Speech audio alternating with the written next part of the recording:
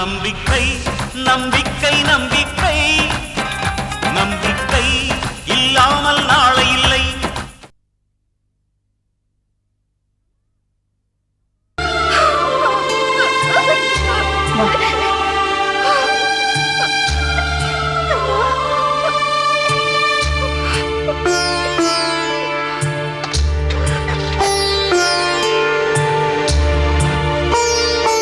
எங்க போனானே தெரியல.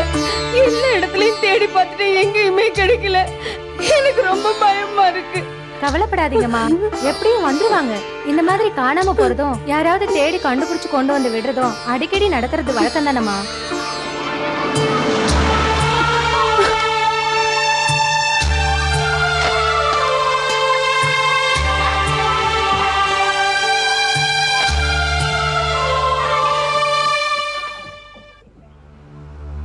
நான் தான் சொன்னல, இந்த பாருங்க உங்க பொண்ணு வந்துட்டாங்க. வா விஜயா, நம்ம போலாம். வா பானு, ஏன் நின்னுட்ட? நான் வர மாட்டேன், அம்மா திட்டும். அம்மா திட்ட மாட்டாங்க, நான் சொல்றேன் வா. ரங்கநாயகி, இவளை எங்க பிடிச்சு இழுத்துன்னு வர? கொஞ்ச நேரத்துக்கு முன்னால காணாம போய் என் வயித்துல புளிய கரைச்சது. ஐயோ விடுங்கம்மா, அதான் வந்துட்டால. அம்மா, இவர்தான் திருப்பதி அண்ணன். வணக்கங்க. உங்களை பத்தி ரங்கநாயகி நிறைய சொல்லியிருக்கா. அம்மா, இவ பண்ற தொந்தரவ இனிமே என்னால தாங்க முடியாதுமா. கொஞ்ச நாள் பாத்துக்கம்மா. உனக்கு இப்படி ஒரு பொண்ணு இருந்தா நீ பாத்துக்க மாட்டியா? ரங்கநாயகி, இவளை பாத்துக்கிறதுல எனக்கு எந்த கஷ்டமும் இல்லம்மா. நம்ம ஊர்ல இவளை பத்தியும் நம்ம குடும்பத்தை பத்தியும் நல்லா தெரியும். வெளியூர்ல இருந்து யாராவது வந்து இவ இப்படி அலையிறத பார்த்தா என்ன நினைப்பாங்க? இவளும் சின்ன வயசுக்காரி. நாளைக்கு ஏதாவது நடக்க கூடாது, நடந்துருமோன்னு எனக்கு ரொம்ப பயமா இருக்குமா. அம்மா, அப்படிலாம் ஒண்ணும் நடக்காது. நான் கூடிய சீக்கிரம் இவளை வந்து கூட்டிட்டு போயிடுறேன். போதுமா? நீ உள்ள வாமா. வா சிவா, வா.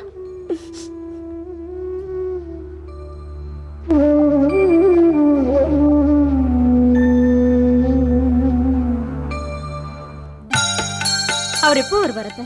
இப்ப வந்துருவாரு. குழந்தைய பார்த்துட்டு என்ன சொன்னாரு? அவன மாதிரியே இருக்குதுன்னு சொன்னான். அழகா இருக்கிறா. எப்படி தூங்குறா பாரு.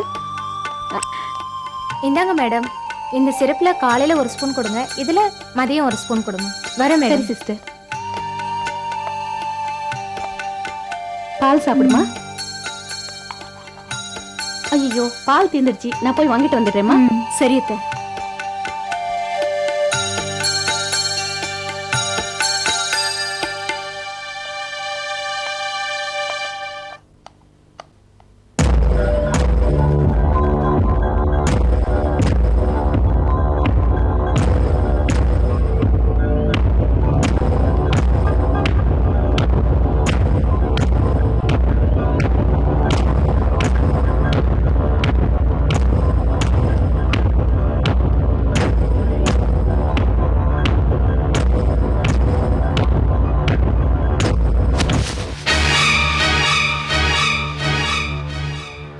என்ன விசாலம், ஜெயந்திய பார்க்க வந்திருக்கிய? ஏன் சிந்தாமணி, நீ என் பேத்தியை பார்க்க வந்தியா? நான் எதுக்காக உன் பேத்திய பார்க்கணும்?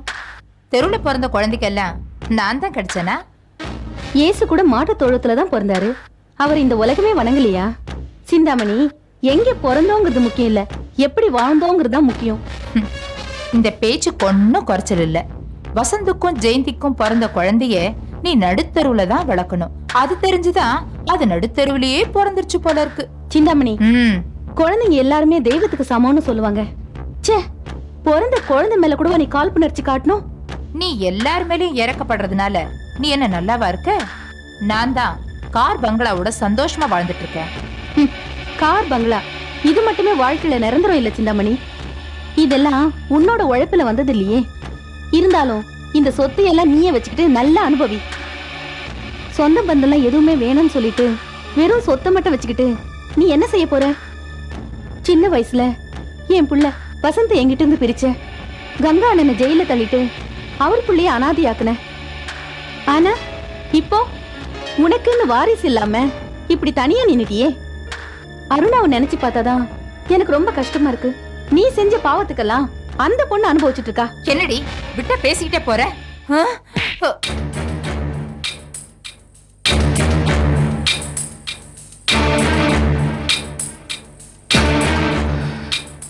இதை பாரு, உன் கையை இங்க ரொம்ப நாளாச்சு. உன் கையை வாங்க விட மாட்டேன். உன்னை நிம்மதியா தூங்க விட மாட்டேன். வெளியே போ.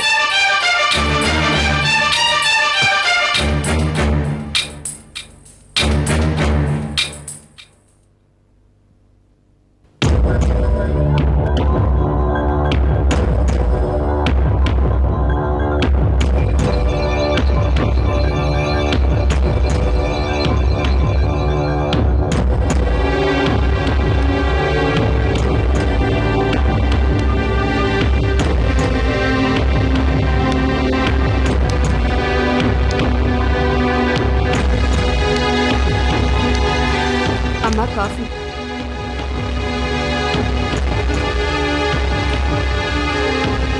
அருணாக்கு ஜூஸ் கொடுத்தியா? இன்னும் சின்னம்மா கீழே வரலங்கம்மா, வந்த உடனே கொடுக்குறேன்.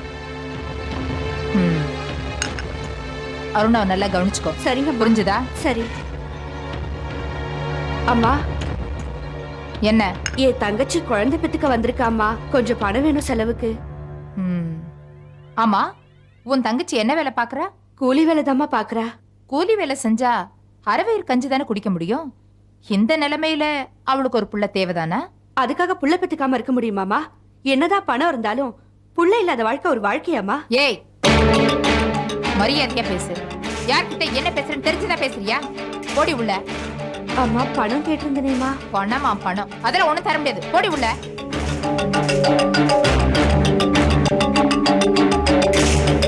அம்மா,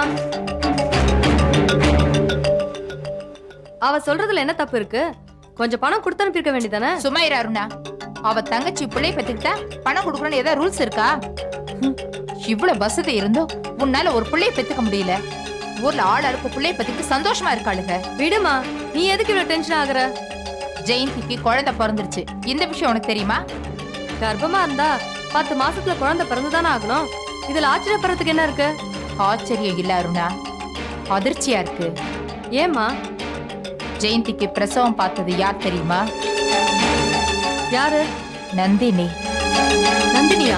ஆமா, ஹாஸ்பிட்டலுக்கு போறதுக்கு முன்னாடியே ஜெயந்திக்கு பிரசவம் ஆயிடுச்சு.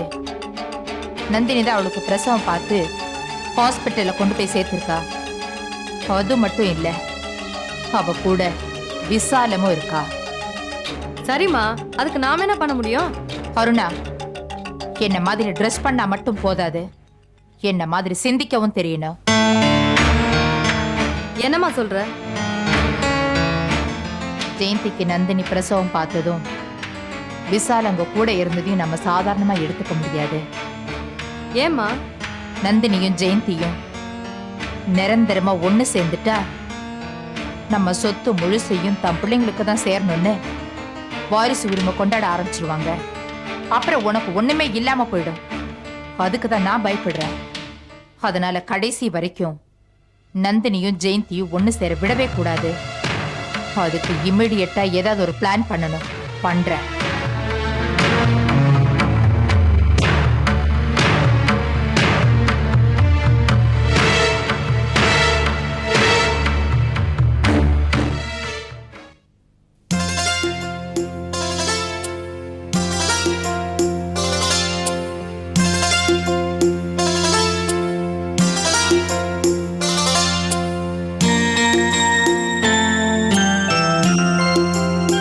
உள்ள போங்க.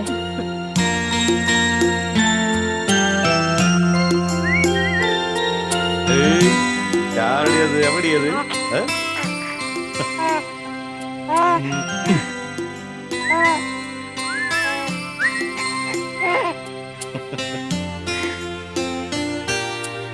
ஏய்,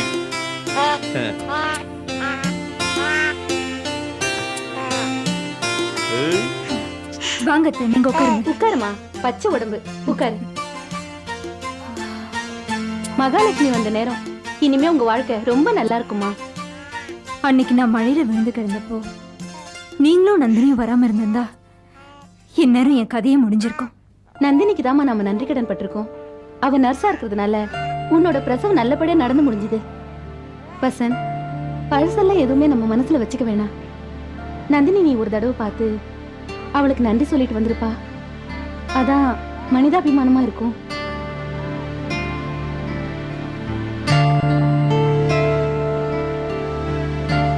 ஆமாங்க, இன்னைக்கு நானும் நம்ம குழந்தையும் முழுசா வந்திருக்கோம்னா அதுக்கு காரணமே நந்தினி தான்.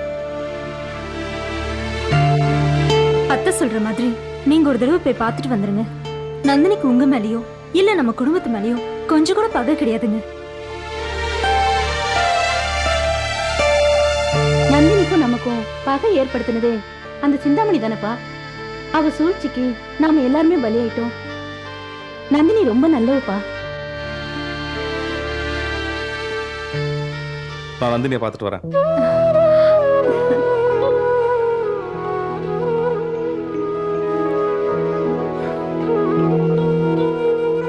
நான் நந்தினிக்கு பெரிய துரோகம் செஞ்சிருக்கேம்மா. அவளை போய் தப்பா நினைச்சிருக்கேன். நான் வாழ தெரியாம வாழ்ந்ததுக்கு அவ என்ன பண்ணுவா பாவம்.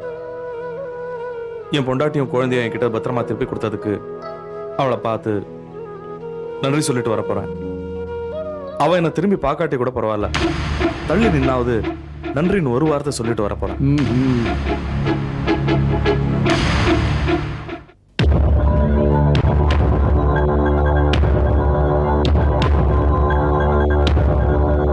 வணக்கம்மா.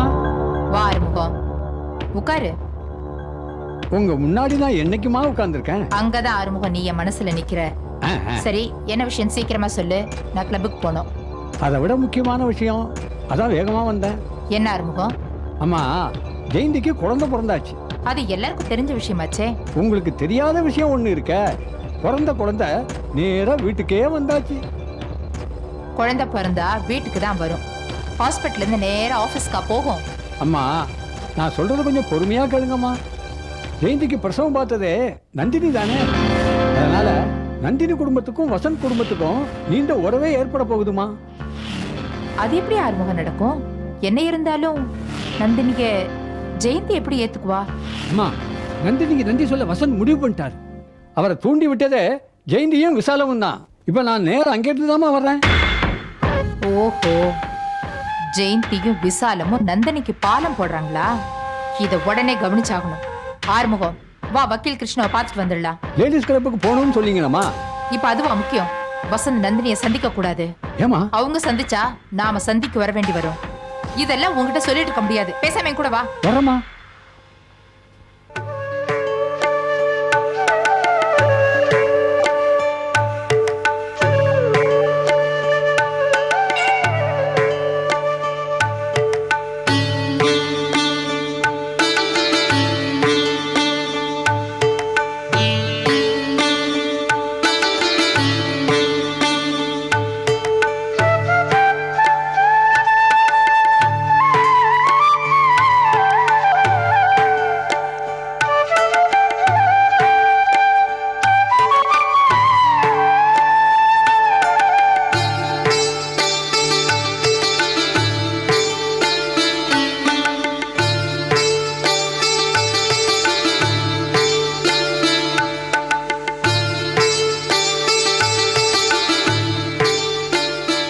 குழந்தை கூட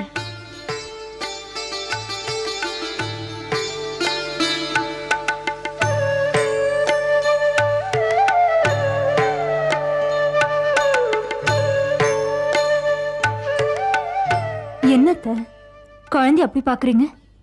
என்னால பார்க்கதாம முடியும். ஒன்னும் பண்ண முடியாதே. உன் குழந்தைக்கு ஒரு ட்ரெஸ் எடுத்து கொடுக்கணும்னா கூட எனக்கு சக்தி இல்லாம போயிடுச்சேம்மா. ஏன் அத்தை இப்படி எல்லாம் பேசுறீங்க? எத்தனை கோடி கொடுத்தாலும் அது உங்க அன்புக்கு ஈடாகாது. நீங்க என் பக்கத்துல இருக்கிறது எனக்கு எவ்வளவு ஆறுதலா இருக்கு தெரியுமா? ஆறுதலா இருந்து என்னமா பிரயோஜனம்? அந்த சிந்தாமணி என்னை கொண்டு போய் பைத்தியக்கார ஆஸ்பத்திரியில விட்டா. ஆனா அதுக்கு முன்னாடியே நான் பைத்தியக்காரியாதாம்மா இருந்திருக்கேன். ஏன் அத்தை இப்படி எல்லாம் பேசிட்டு இருக்கீங்க? சின்ன வயசுல என் வீட்டுல புருஷனை வச்சுக்கிட்டு அந்த சிந்தாமணியும் கொண்டு வந்து வீட்டோட வச்சுக்கிட்டேனே, அப்பவே நான் பைத்தியம் ஆயிட்டேம்மா. சரி, அவங்க 2 பேரும் நெருங்கி பழகுறாங்கன்னு தெரிஞ்சதும் அந்த சிந்தாமணியை நான் விரட்டி விட்டுருக்கணும். அப்படி பண்ணாம நான் பைத்தியக்காரத்தனமா தானமா நடந்துகிட்டு இருக்கேன். இவ்வளவு பைத்தியக்காரத்தனமா நடந்துகிட்டதுக்கு இன்னைக்கு அனுபவிக்கிறது என் பிள்ளையும் தானேம்மா. அதுக்கு பேரு பைத்தியக்காரத்தனம் இல்ல அத்தை, அது உங்க பெருந்தன்மை. பெருந்தன்மை எல்லா இடத்துலயுமே வேலைக்கு ஆகாதுமா. நான் எல்லா சொத்துக்களையுமே இழந்தேன். அதோட அருமை எனக்கு இப்பதாம்மா தெரிய வந்தது. அப்ப என் சொத்துக்களை நான் பாதுகாப்பா வச்சிருந்தா இன்னைக்கு நீ இப்படி கஷ்டப்பட்டிருக்க மாட்டேல்லம்மா. அத்தை, எது நம்மளை விட்டு போனாலும் நமக்கு நம்பிக்கை இருக்கு. அந்த நம்பிக்கை என்னைக்குமே நம்மளை கைவிடாது. வாங்க அத்தை, கிளம்பலாம்.